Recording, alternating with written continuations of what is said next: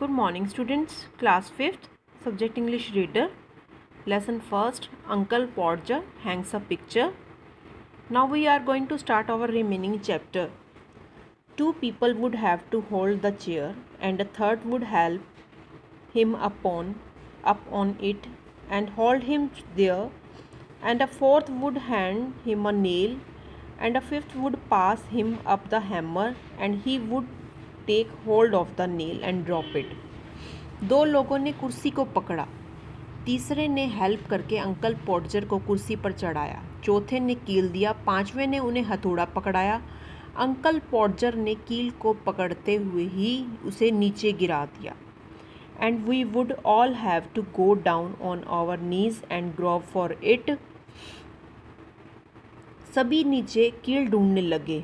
Uncle पॉडजर जो था खड़े खड़े बड़बड़ाने लगे कि क्या सारी शाम को ऐसे ही खड़े रहेंगे, वहीं पर खड़े रहेंगे। The nail would be found at last but by that the time he would have lost the hammer. जो अब फाइनली जो है कील तो मिल गया लेकिन अब हथौड़ा गुम हो गया। We would find the hammer for him and then he would have lost sight of the mark he had made on the wall where the nail was to go in, and each of us had to get up on the chair beside him and see if we could find it, and we would each discover it in a different place, and he would call us all fools and Uncle Podger would have to measure it again. अब वो क्या था, सभी बड़बड़ा रहे थे, हथौड़ा गुम हो गया था।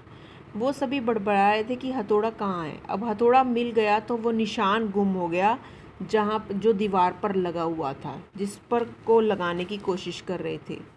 Each of us had to get up on the chair. सभी जो है क्या है कुर्सी पर चढ़कर उस अलग अलग स्थान पर निशान ढूंढने लग गए।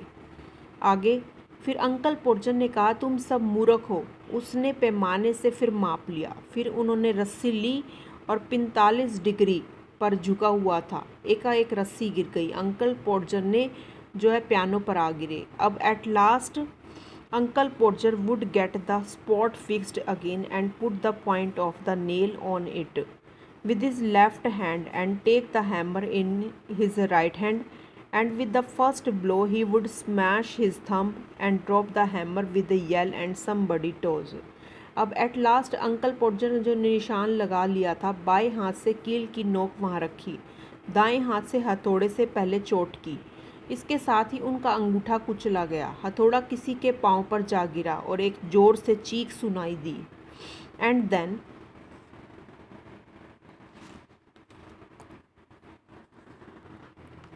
And then he would have another try, and the second blow the nail would go clean through the plaster and half the hammer after it. Then a new hole was made. About the midnight the picture would be up, either very crooked and insecure, everybody either dead beat or fresh except Uncle Podger.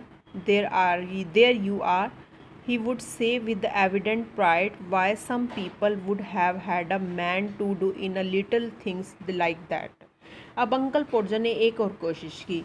उस चोट से दूसरी चोट पर मारते ही पूरा कील जो है, जो पूरा प्लस्तर जो है वो सारा टूट गया, मतलब वो जो सारा दब गया, धंस गया अंदर की तरफ जब उन्होंने ज़ोर से मारा।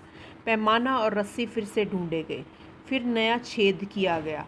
About the midnight the picture would be, आधी रात को पिक्चर दीवार पर थी। यह टेढ़ी और असुरक्षित दिखाई दे रही थी। दीवार का प्लास्टर जो था टूट गया था। वहाँ पर खड़े सभी लोग थक गए थे। आसपास सभी कुछ बिखरा देखकर अंकल पॉडजर ने कहा कि इतने मामूली से काम के लोग किसी और आदमी को क्यों बुलाते हैं। Why some people would have had a man to do a little thing like that. इसी के साथ अंकल पॉडजर ने अपनी उपलब्धि पर क्या हो रहा था, गर्व हो रहा था। ये स्टूडेंट्स हमारा 5th लेसन था। Okay students, have a nice day.